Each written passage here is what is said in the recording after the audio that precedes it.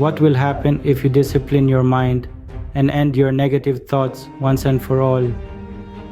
We are stuck in a negative routine, not expecting things to get better. Disappointments have made us feel down, but our thoughts control our life. We attract what we think about most. If we always think about what we hate or what we lack, that's what we'll keep getting.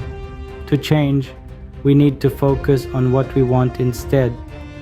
Every day, try to be positive and appreciate the good things.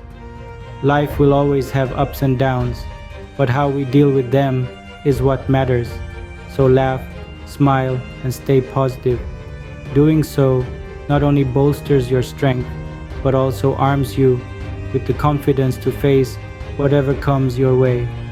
Remember, if these words have sparked a flicker within you, consider subscribing to our channel.